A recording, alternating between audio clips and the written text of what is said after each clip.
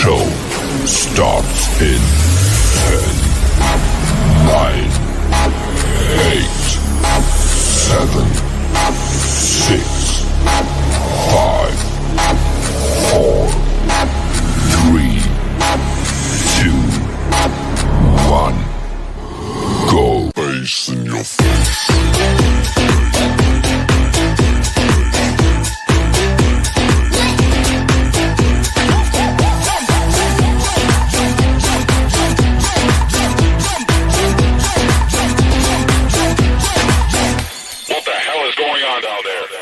Bass in your face.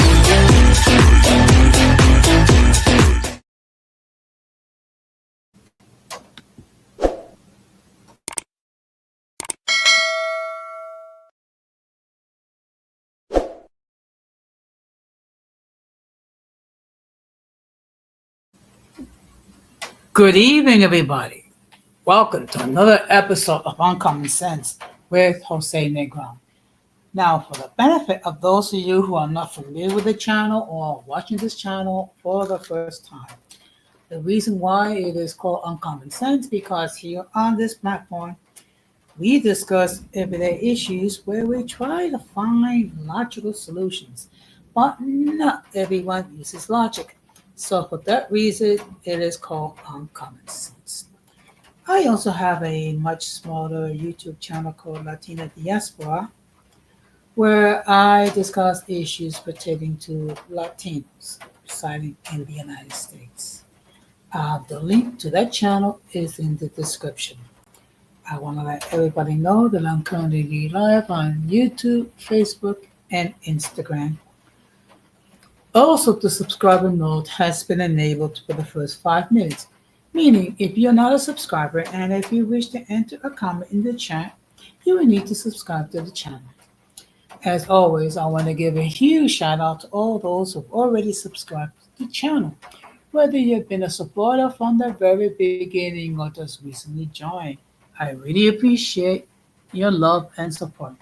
I also want to give a huge shout out to all those who follow me on social media, as well as those who allow me to enter into your devices and those who watch from the clouds, even the haters. So, what I'm going to ask you to do is, if you're not done so, I'm going to ask you to please subscribe, like, and set the bell notifications to all. So, therefore, whenever I do produce content, you will have the opportunity to catch it live or catch it on the playback. Also, I also added to the link to channel for Golden Goddess and Dreaming of Reality. Now, both great content creators who produce content regarding to mixed race issues. So I'm going to ask that you show some love to them and subscribe to their channels. And again, the links are in the description. So as you can see by the thumbnail, the topic for tonight is accountability, our Christian perspective.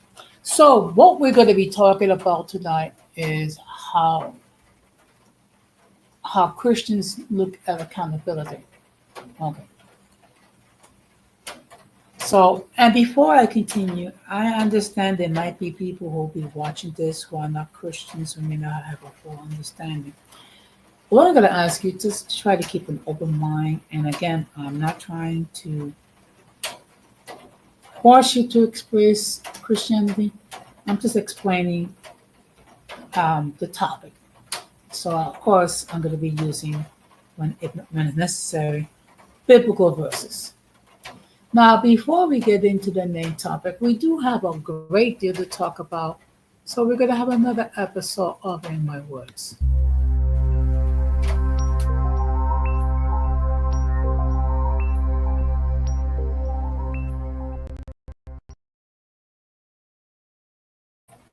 Now, some of you might observe that tonight I don't usually have my logo in the upper right-hand corner. That's a picture of Selena. Now, for those of you who are not familiar, she was a famous Mexican performer who sang in the 90s. Okay. And today marks a sad chapter Okay, today is the 30th anniversary where Selena was deleted by the president of her fan club. And there were allegations of embezzlement, of taking funds from the account for our own personal use. Um, the person that committed the crime had a trial, was sentenced to life in prison. She was up for parole, I believe it was last week or earlier this month, and she was denied. So that means it looks like her life sentence will continue. And it's a shame because she was so young, she was very talented, and it's sad when you see life end prematurely, particularly when it comes to those who expected to be a close ally or things of that nature. So it's a sense of betrayal. So of course, our hearts goes out to the family of Selena and all her fans with the 30th anniversary of her passing. So now the next thing I'm going to be talking about is, of course, many of us are aware, baseball season's begun. And this past weekend, the New York Yankees, which is my baseball team, played 3 games against the Milwaukee Brewers. Now the Milwaukee Brewers is not it's not a it's not your 500 team. It's one of the teams that made it to the playoffs and was reasonably successful. Unfortunately, they did not enjoy a good weekend against the Yankees. The Yankees swept the series. Okay. But not so much that they swept the series, it's just the way that they did it. Okay. The New York Yankees scored 36 runs against the Milwaukee Brewers. So, by all definition, it was a slaughter.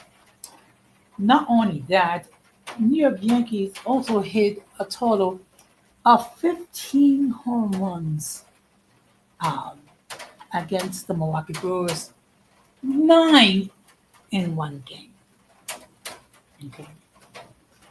Now, just to give you an example how terrible the performance was, starting pitcher for Saturday game was Nestor Cortez, who was a pitcher for the New York Yankees who did not enjoy a good World Series, got creamed, and so he was traded to the Milwaukee Brewers. Now, every pitcher can have an off day, but Nestor Cortez did not have an off day. He had a horrific day. How horrific was it? He gave up back to back to back home runs. In other words, the first 3 Yankees came up, they all hit a home run, all on the first pitch. And in fact, the Yankees had hit a total of 9 home runs. Okay. And the Yankees scored a grand total of 20 runs in one game. So, by all definition, it was a slaughter. Okay. But what is the real controversy behind it is the bats that the Yankees use. They use these new bats called, I think they call torpedo bats, where the bats are crafted in such a way that whenever the bat make contact with the ball at a certain location, the ball jumps off the bat and it travels great distances. So there seemed to be some controversy about it because these are not your typical regular baseball bats that most teams use. It's weird. It's a different design. So the way it is crafted, balls travel much further. So there's controversy about how the Yankees supposedly cheated. But in all fairness, these were bats. The Yankees were experimenting, and actually, they did get permission from Major League Baseball to use these bats, to experiment and to use. Now, will the Yankees continue to use these bats? We shall see. We shall see. And one thing we have to bear in mind, okay, just because the Yankees hit 15 home runs in 3 games, it doesn't mean all of a sudden the Yankees are going to be, hitting, 800 home runs or 900 home runs because the season is early. And one thing we have to bear in mind, great pitching will always stop great hitting. So we shall see how as the season progresses. Now, the final thing I want to talk about is, of course, the man that virtually everyone, even Republicans, hate, is Elon Musk. Okay, so the man that basically many people consider is really running the country, and that Donald Trump is basically a figurehead, talking about, well, you know what, he's going to step down from his position as senior advisor of the Department of Government Efficiency. So apparently, Elon Musk has basically decided enough's enough, considering now that all that controversial actions that was created under Doge is coming up to scrutiny and it's going to be undone. So basically, it seems like Elon Musk is going to leave DC. The fact of the matter is, he's one of the most unpopular people in the United States. First of all, due to his leader and the fact that he had terminated thousands of federal municipal employees without due process and forced others to resign their positions, and the plan to try to fire even more federal employees. Now, don't get me wrong. I do believe that governments do have the right to terminate employment, but if they're going to do that, they need to do it with due process. In other words, they have to prove that there have been either incompetency or illegal activity that was done, which will lead to wanting to terminate their employment. Apparently, that was not the case. Thousands of employees were terminated without due cause, which has caused the courts to get involved, and basically the courts have told the administration, you got to bring back all these people. So we shall see what happens. Now, before I forget, the reason why you don't see my usual logo, it says my way to honor the memory of Selena, who was unfortunately deleted 30 years ago today. So, again, rest in peace to Selena, and my condolences to all her family and friends towards their loss. So, with that being said, we're going to get into the main topic.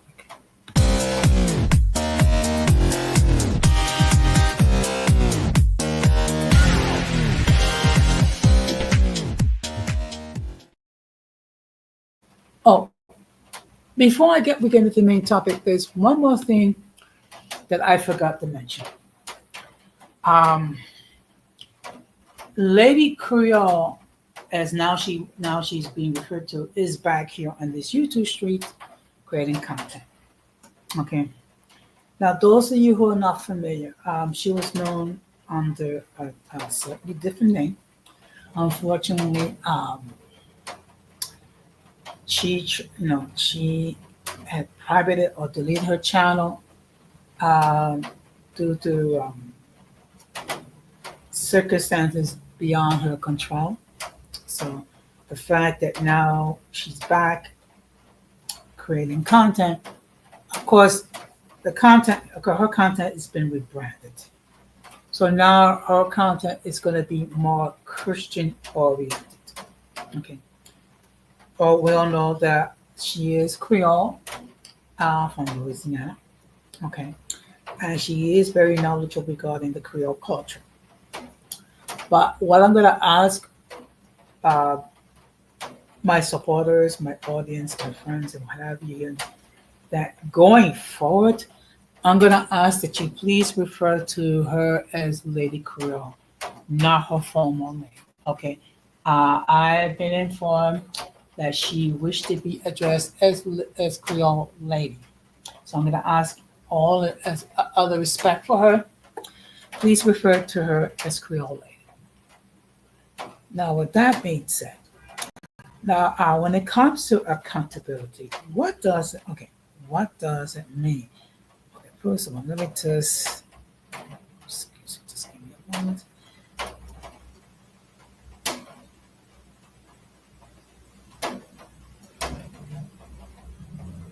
First of all,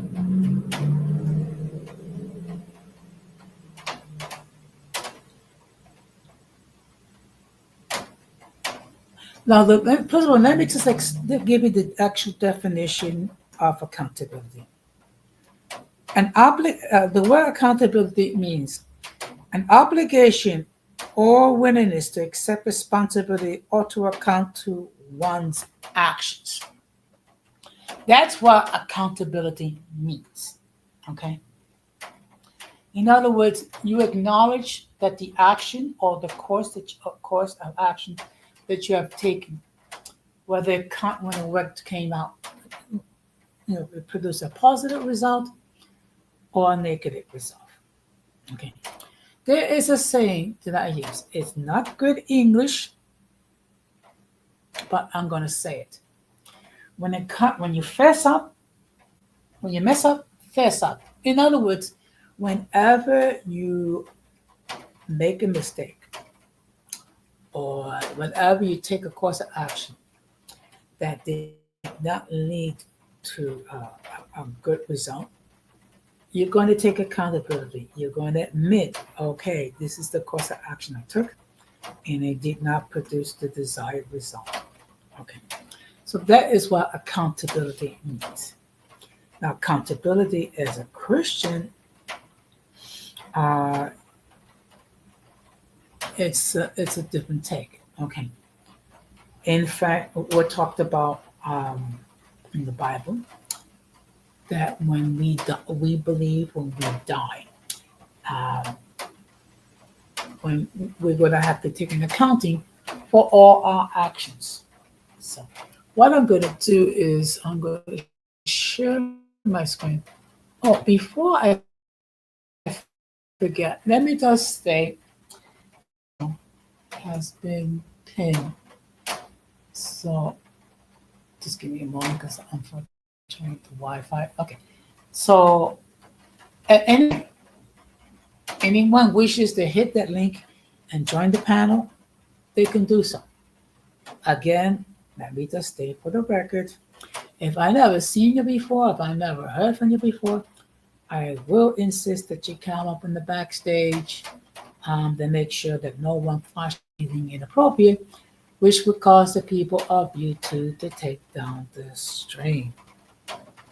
So let me just... So what I'm going to do is share my screen, hopefully.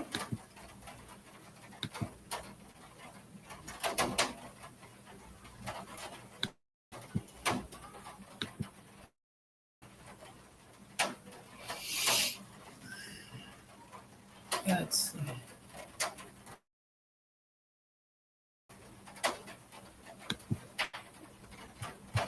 So, okay, any day now.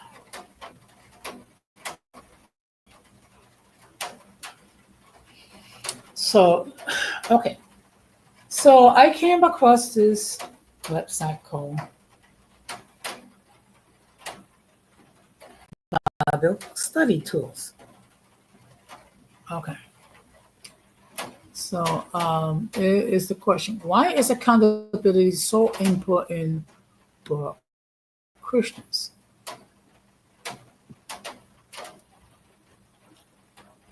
And here is the perfect biblical verse. Okay. So then each of us will give account of ourselves to God. Romans 14, verse 12. Warning.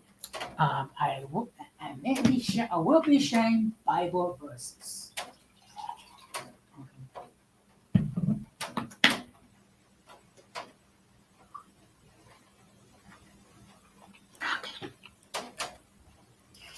Accountability is a subject that's talked a lot in the business world. Leaders, especially, encouraged to hold themselves to certain standards for the good of their team and their company.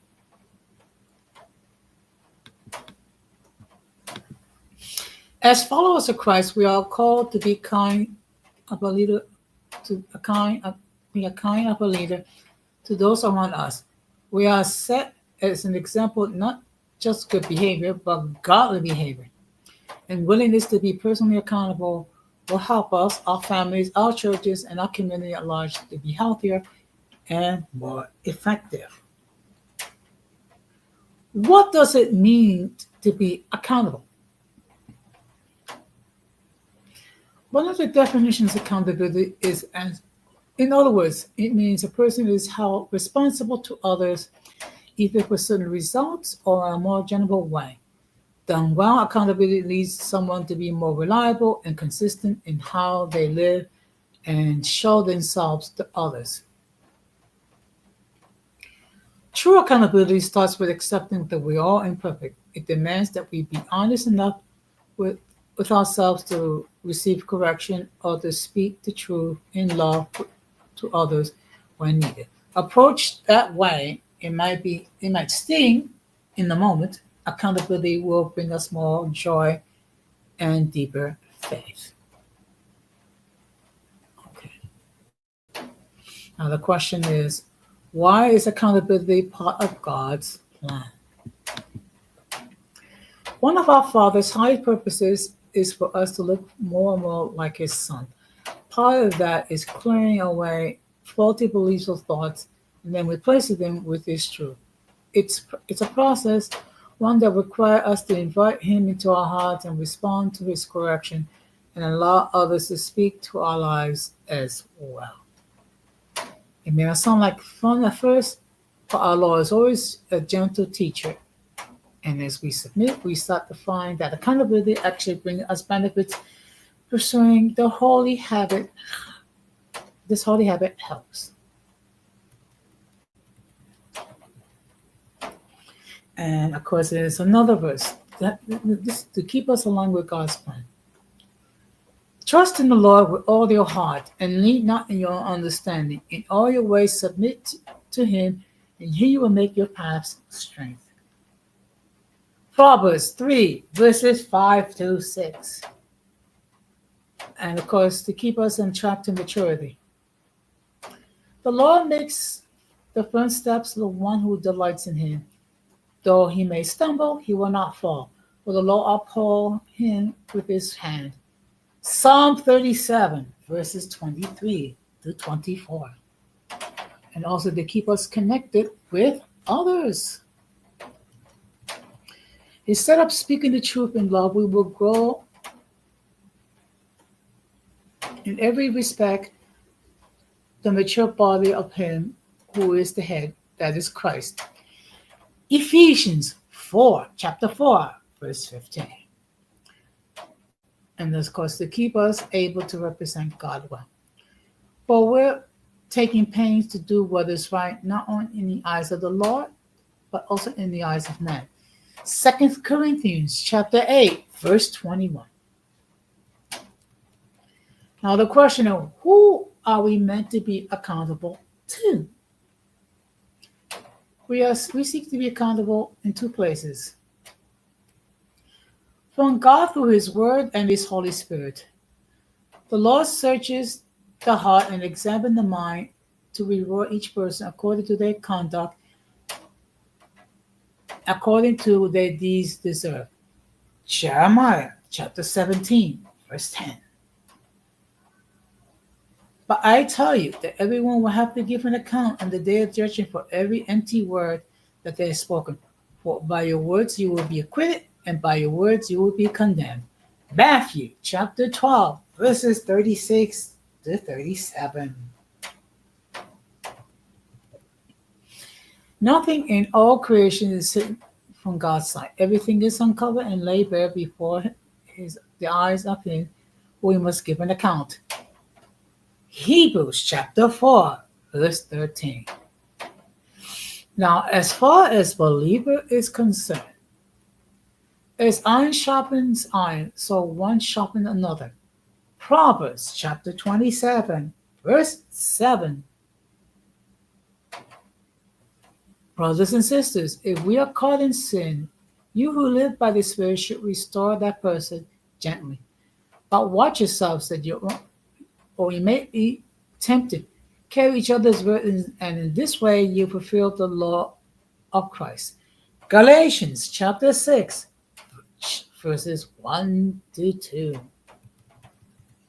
And another part of accountability is confessing your misdeeds. Therefore, confess your sins to one another and pray for each other so that you may be healed. James chapter 5, verse 16.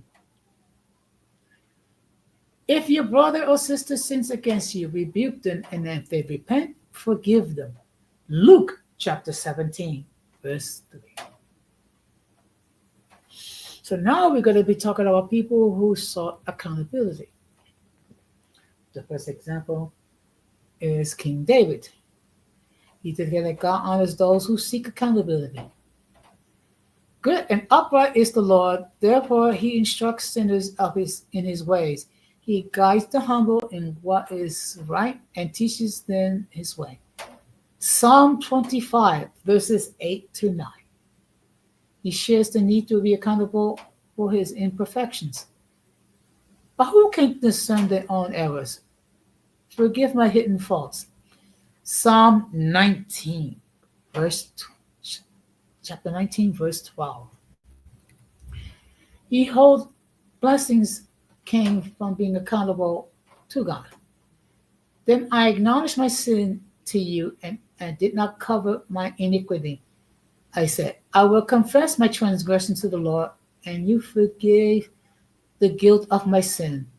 Psalm chapter 32, verse 5. So now we're going to be talking about the Apostle Paul. He experienced being held accountable by Jesus. As he neared Damascus on this journey, suddenly a light from heaven flashed around him. He fell to the ground and heard a voice saying, Saul, Saul, why do you persecute me? Who are you, Lord? Saul asked. I am Jesus who you are persecuting, he replied. Now get up and go to the city, and you will be told what you must do. Acts chapter 9, verses 3 to 6. He decided to be held accountable. So So I find this law at work. Although I want to do good, evil is right there with me. For my inner being, I delight in God's law. But when I see another law working me, waging war against the law of my mind and making me a prisoner of the law of sin at work within me. What a wretched man I am! Who will rescue me from this body that is subject to death? Thanks be to God who delivers me through Jesus Christ our Lord. Romans chapter 7, verses 21 to 25. And now there are two cautions when it comes to giving accountability. One, God isn't looking for perfection, so neither we should be. We must not be too hard on ourselves or on others. For all have sinned and fall short of God's glory. Romans chapter 3, verse 23. God isn't calling us to make judgments. We must not be self condemning or harsh on ourselves or others about needing to grow. You then, why do you judge your brother or sister? Why do you treat them with contempt? For we all will stand before God's judgment seat. Romans chapter 14, verse 6, verse 10. Making ourselves accountable is actually a wonderful way to worship God. It shows that we value knowing and obeying Him. If we realize, we'll seek help from the Lord, and not trust His brothers and sisters. And then with the support with each other, we celebrate the process. God gets the glory. Let the message of Christ dwell among you richly, as you teach and admonish one another with wisdom through psalm, hymns, and songs of the Spirit, singing to God with gratitude in your hearts. Colossians chapter 3, verse 16. And we're going to park it here.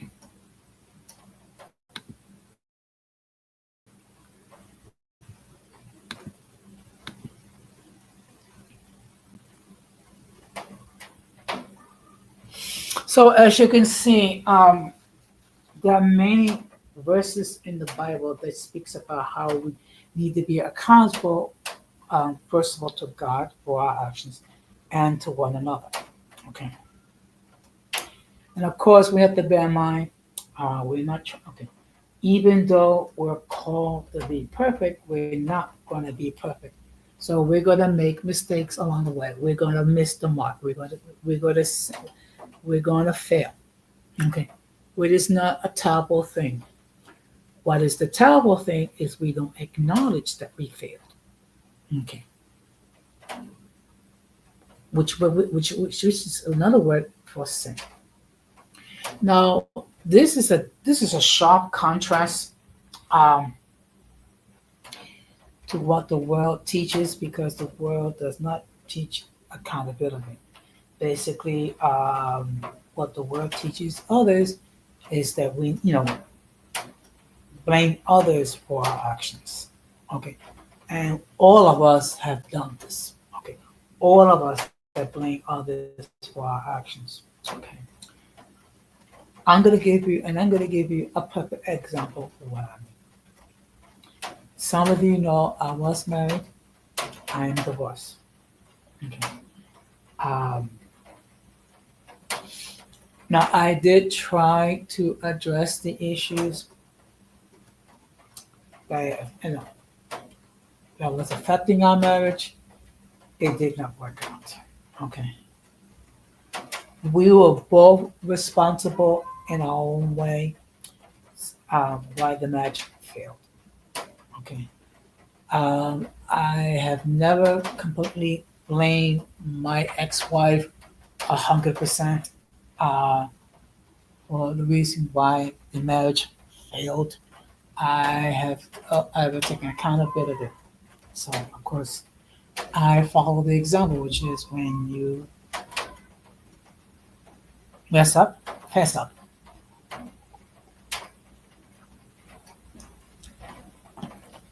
And when my ex-wife actually spoke to me and asked me for my forgiveness for the errors that she did, I had no problem. Okay. First of all, because I have moved past that. It was a terrible situation. I did try. To do my best to try to correct the marriage. I was not successful. Okay. But then again, I hold myself accountable for my errors. And that's what a responsible person should do. Okay. Not just as a Christian, but also as an adult as well. So what I'm going to do, just give me a moment. Uh,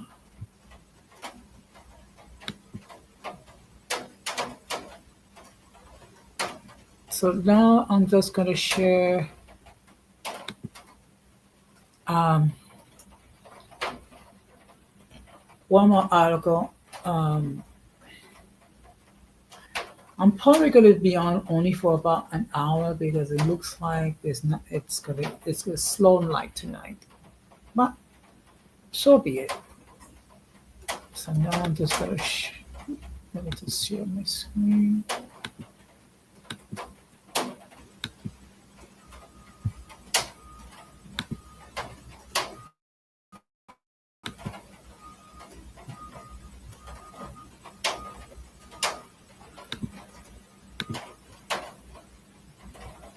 Okay.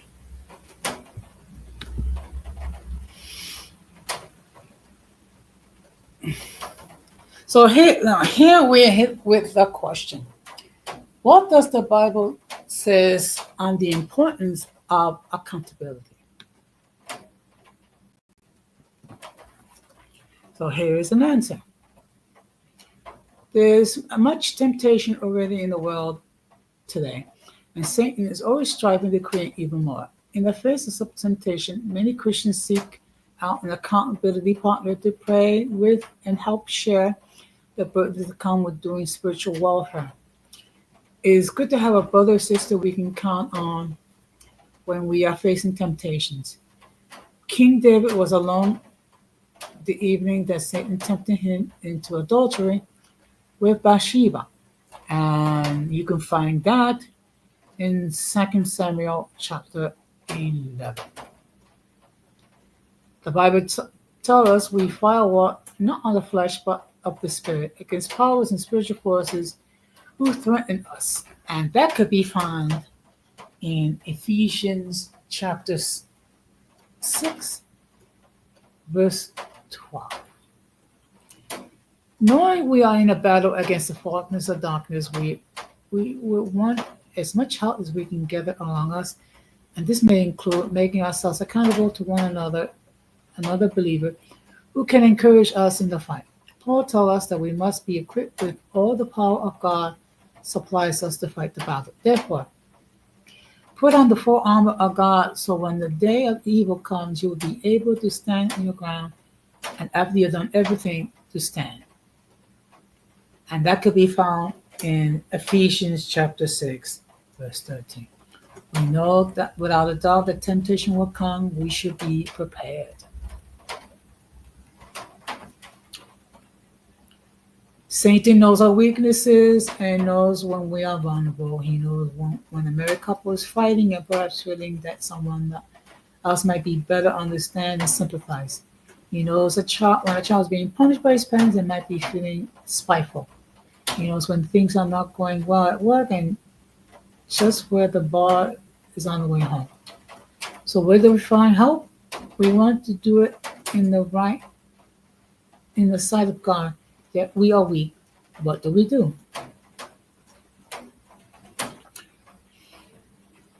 Now in Proverbs chapter 27, verse 17 says, iron sharpens iron, so a man sharpens his friend's countenance. A friend's countenance is a look of expression of encouragement, of moral support. When was the last time a friend of you or a friend you called? When last time you had a friend call you just to ask how you do? When is the last time you called a friend and asked for her if she needed to talk? Encouragement and moral support of a friend sometimes is missing ingredients in fighting the battle against Satan. Being accountable to one another can provide those missing ingredients. The writer of Hebrews summed it up when he said, let us consider that we may spur one another on toward love and good deeds. Let us not give up meeting together as some have a habit of doing, But let us encourage one another, and with all the more as you see the day of approaching. And that could be found in Hebrews chapter 10, verses 24 to 25. The body of Christ is interconnected, and we have a duty to each other to build each other up. Also, James implies accountability when he says, confess your sins to one another and pray for each other so they may be healed. The prayer of the righteous person is powerful and effective. And that is in James chapter 5, verse 60. And I happen to use that verse a lot when I share talking about, particularly when it comes to prayer, when it comes to intercessory prayer, and then when it comes to healing. Accountability can be helpful in the battle to overcome sin. An accountability partner can be there to encourage you, rebuke you, teach you, rejoice with you, and weep with you. Every Christian should consider having an accountability partner with whom he or she can pray, talk, confide, and confess. And we're going to park it here.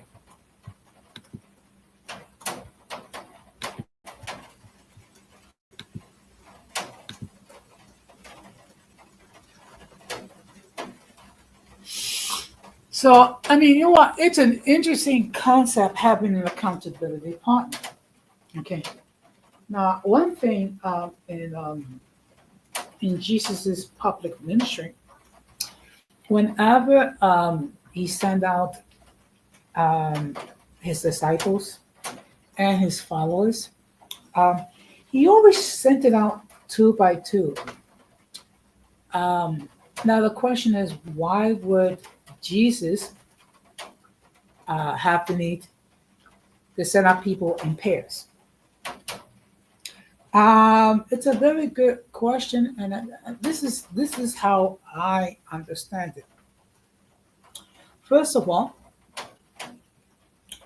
when you're going out to administer to people as believers, you do not know what you're going to be facing. I mean, it could be anything from difficult problems in work or family, or a major crisis. Okay. Or sometimes one of the two is dealing with their own difficulties. So by having someone with you, that person can encourage you, can intercede for you, can pray for you, also can correct you when necessary. So it's very important, and I see the need why each believer should have someone that could be their prayer partner, that could be their accountability partner, someone that they can talk with, confide with. Also, they feel like vulnerable, to share what's going on in their spirit. Okay, and of course, the accountability partner or the prayer partner, what he or she would do or should do better is to encourage the other person with scripture, with testimony, also hold up the person in prayer, whether, or it might be maybe that person is going through a crisis and basically they're going to ask that person fast with that person. So it's kind of like, this is the way, this is one, I'm going to use this analogy. Let's say you are in a wrestling match. Okay, so it's you and your partner, and against two other wrestlers. So during the time when you are wrestling, there might come a time when you're feeling tired. There might be a time that that you're not doing well. The wrestling means that you're getting clobbered. So, that's the rest assurance is that you can reach out to your partner, tag in your partner in, and the partner can continue to fight when you have a chance to recover. So it's one analogy, okay? And really, one thing we have to bear in mind, um, we're all part of a community. Okay. And one thing we have to bear in mind, and this is what I believe is the proper attitude. When one of us in the community is hurting, it affects us. I'll give you a perfect example. If you cut one of your fingers, if you have a cut on one of your fingers, it's going to affect your hand completely. If you have a cut in your arm, it's going to affect the whole body. Okay. If you have a medical condition, whether it be arthritis, it's going to affect the whole body. Okay. So as believers, what we are called to do is to lift up those of us who are struggling, who are weak, who are being tempted. Okay? Because the fact of the matter is, temptation can come to anyone in any way, shape, or form. Good evening, Donna Mondo. Thank you very much for stopping by. So, for those who are checking or coming in now, the topic for tonight is accountability, a Christian perspective. Okay. So what I've done is I've discussed what accountability is. Okay, so and what I'm going to do is I'm going to repeat what is the actual definition of accountability. Okay, just give me a moment. Accountability is the state of being accountable, especially an obligation or willingness to accept responsibility or to account for one's actions. That is the typical classical definition of accountability. And we, as Christians, we are accountable to God for our actions. We're also accountable for each other as well, because whatever we say or do does affect the community, does affect the believers. Okay. There's no such thing as Christian, as being a Christian by yourself. Okay. We're all part of a community. Okay. We are not perfect. We are forgiven. Also, bear in mind that part of it, part of accepting, accountability as it pertains to Christian is to understand that none of us is perfect by any stretch of the imagination. So therefore, we should not be judgmental on ourselves. We should be humble enough to acknowledge when we miss the mark. We should be humble enough when we need help. We should be humble enough when we need encouragement, correction, rebuke when necessary, in the spirit of love. Okay? And what do I mean by that? What that means is in a moment when you have to correct somebody, you're going to do a correction, but it's meant to help the individual to see the errors of their ways and to reform and take actions which will be more of a positive nature. So that's what that's what it means when it comes to accountability. Okay, just give me one moment. Just give me one. Okay. Now let me just let me just say that the link to join the panel has been pinned. I'm going to be on here for a couple more minutes. After that, I will stop to wrap this up.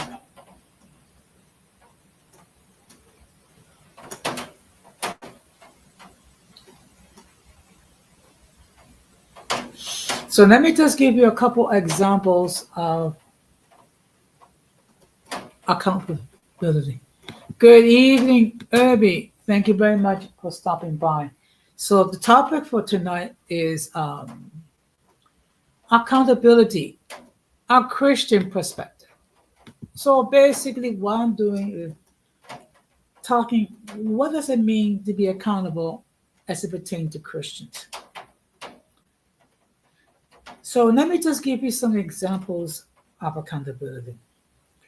When thinking about accountability at work, examples include completing tasks on time, meeting performance expectations, and teams working together productively and efficiently. Individual accountability can create a positive work environment when employees feel that everyone is doing their part to achieve and share goals. So that's as far as in the work environment. Now, when it comes to believers, what it means is openly acknowledge what we did or what we say, and not trying to pass the blame to other people. Okay. Unfortunately, that was a mistake. Okay, that was a mistake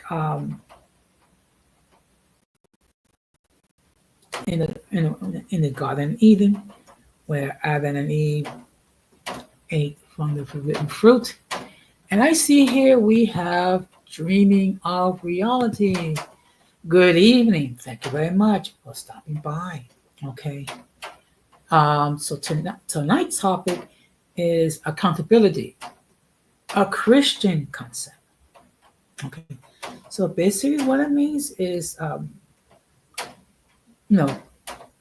being accountable as far as our actions, being accountable as far as how we see, as far as things that we did or didn't do, or things that we failed to do. That's what it means. Okay. And of course, we all know that there are many people out there that the word accountability is like kryptonite. It is a weakness. Unfortunately, we're living in a day and age when people are so easy to pass the buck and blame others for their actions. Okay, people blame others regarding the choices that they made as far as their dating. People blame others regarding getting into business deals they should not get into, getting into marriages when they should not get into. There have been people who have made mistakes when it comes to parenting and things of that nature. Men make mistakes in being with the wrong type of women, and women make some mistakes being with the wrong type of men. Okay. So this is accountability. Okay. And again, I keep saying, and I think it's good for me to keep saying it. When you mess up, fess up. I know it's not good English, But all it means is that you are recognizing when you screw up. Okay. And I know in in my time, I made some really, really big boneheaded mistakes. Okay. Some of them here on this platform, others, as far as my friends are concerned, or who I considered to be my friends. Also, some of the poor choices as far as who I dated, and in all fairness, I made a big mistake in marrying my ex-wife. No one took a gun to my head. Um, I did it myself. So therefore, um, I don't blame others. I just simply, hey, I screwed up. Okay. So there's no problem, admit, and there's no shame when you admit that you made a mistake. The shame is when you make a mistake and you are not prepared to take accountability. Um, and of course, we see it every day. And then also, unfortunately, we see videos of individuals on TikTok um, talking about the actions that they're taking and not taking accountability. I my okay, this is my own personal belief, for whatever it's worth. Um, oh, before I forget, Dreamy, I made your mother my channel. Just want to let you know that. I'm sorry, I completely forgot. Ugh. So you have to excuse me. I'm having what I call a senior moment.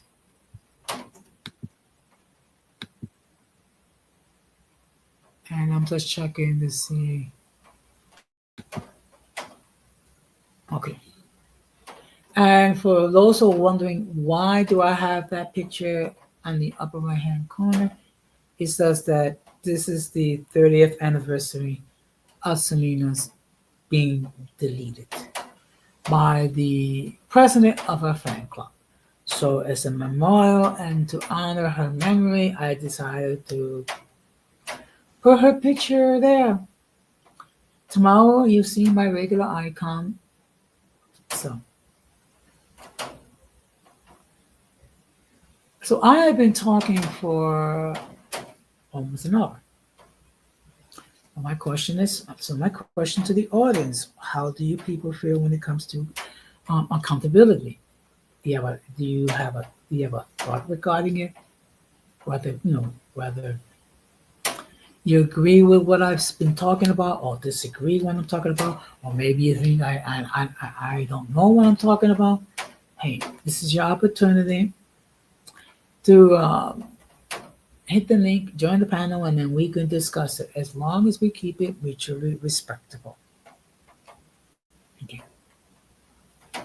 But again, I am glad to see that Creole Lady is back on this YouTube streets with her content. So again, I'm gonna ask all my supporters when interacting um, with Creole Lady, please refer to her in that name. And accountability is a vital point of development and involving, in my opinion. You are absolutely 100% correct, Dream. Okay, without doubt. But unfortunately, we have seen, whether it be on this platform or in our personal lives, that there are people who, okay, I'm going to put it in this fashion, who struggle with the concept of accountability, who struggle with, with accepting, you know, that they are responsible for their actions. And I know some. Okay. Let me just state it in this fashion. I knew someone that unfortunately broke my heart in a very sad way. And for a long time, she never took accountability for that. Okay, well, you know what? My condolences, Donna Mondo, uh, for the passing of your father and your cousin. Uh, my father passed away this coming October. We'll make it 13 years that my father passed away. And unfortunately, he passed away 4 days before my birthday.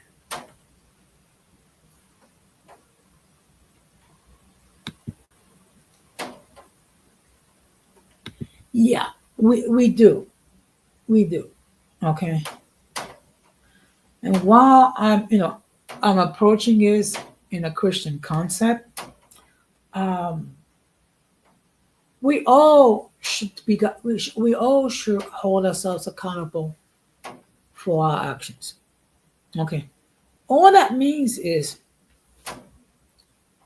instead of trying to hide it,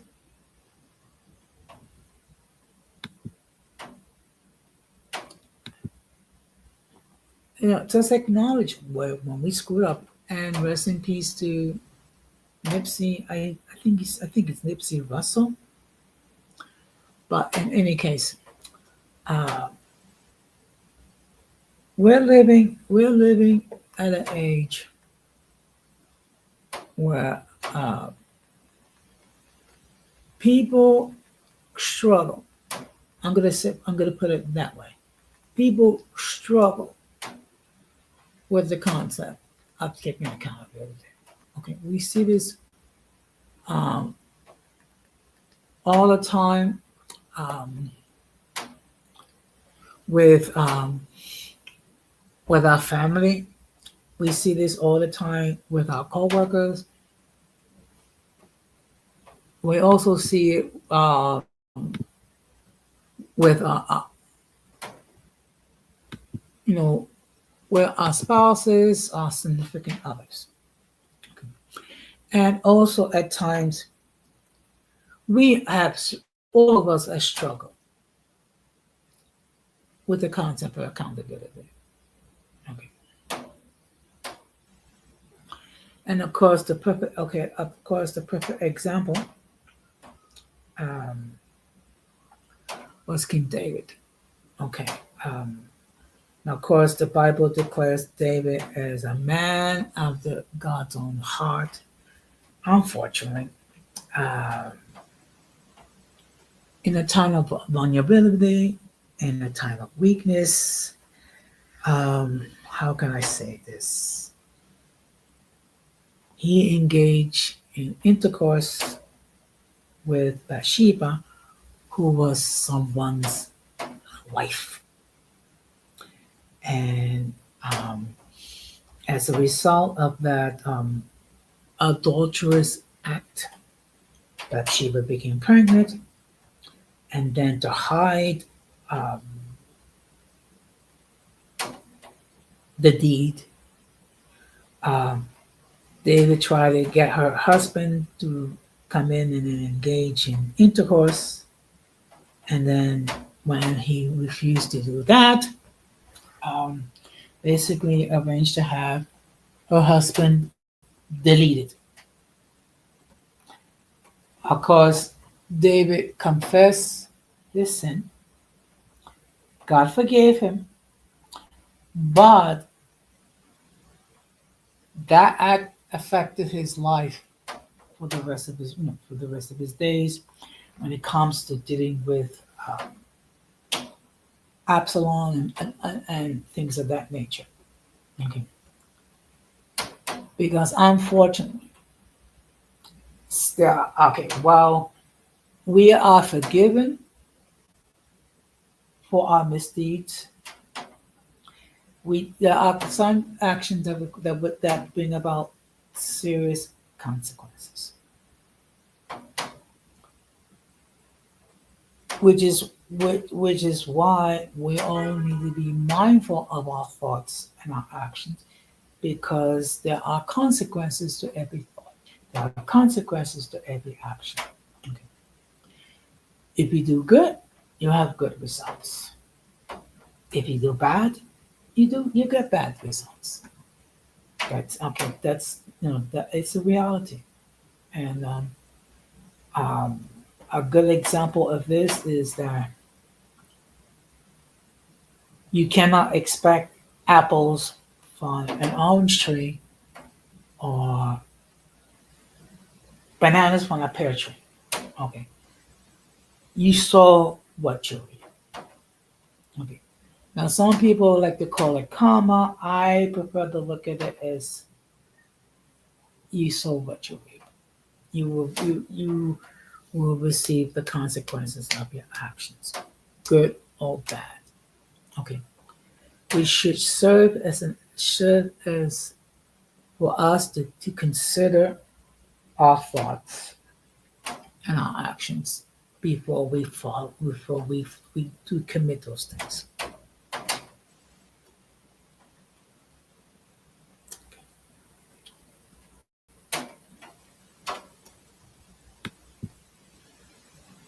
So and at this point, I basically have said everything that I'm going to talk about. Now I will talk now. Um, Tomorrow I'm going to be talking about teleworking. So I'm going to be talking about the good points and the bad points. Okay, because for some people, um, people have flourished and done well working remotely, while others, it's not such a big blessing. Okay. Furthermore, there's some positions that you're not able to work remotely. Now, this is for your information.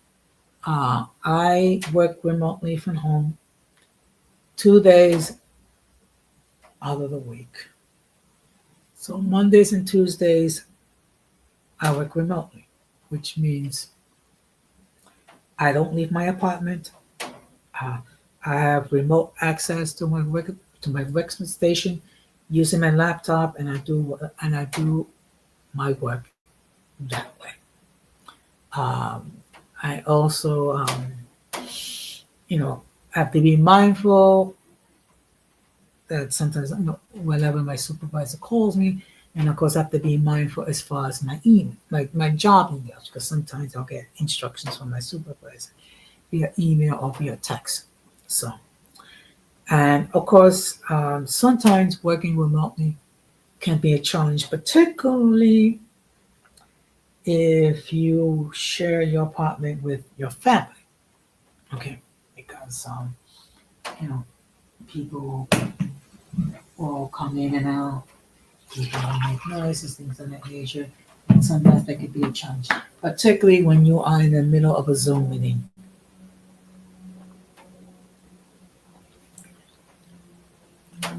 And you forget to mute yourself, which means, guess what? Everyone on the call is listening to it, all the back noise. And if we do hear some back noise, I apologize. It's raining, it's pouring here in New York. So I'm going to be talking about the benefits, or the this benefit, both the good and the bad, working remotely. I will be on tomorrow night a little bit later at 10:15 p.m. Eastern Standard Time. And then on Thursday on my other channel, I will be talking about how our community looks at the elderly. Okay. So technically I'm a senior citizen because I am 62 years old. And of course, Friday, I will have another episode of open discussion where I will share my thoughts on several topics, And of course, the audience, that is the people in the chat, will have an opportunity to opine.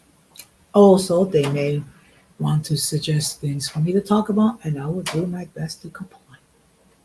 So, but in any case, I'm going to start to wrap this up.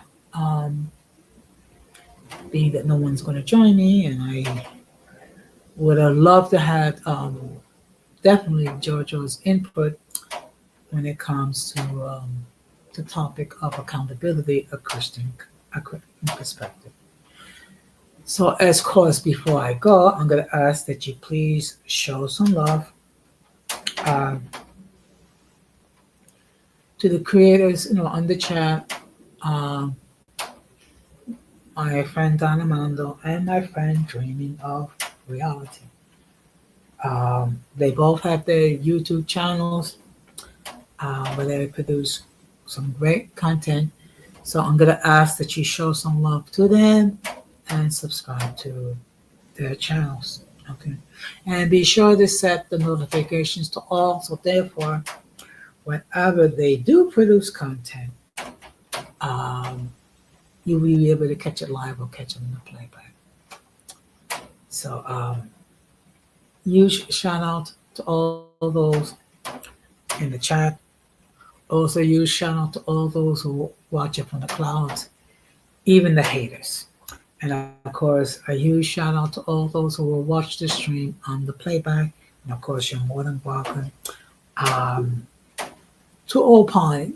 And if you wish to share, by all means do so. Just don't use it to attack me or anybody else. Okay. So the bottom line,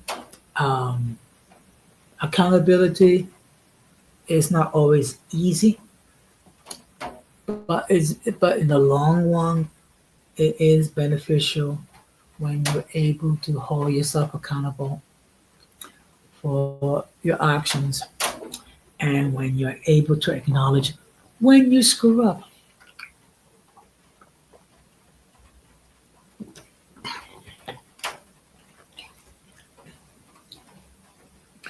So, with that being said, I'm going to wrap this up. Of course, saying the parting words, which I always say. We must do everything possible to avoid the presence of the mentally and intellectually challenged, because if we fail to do so, we will be infected by their stupidity and massive insanity.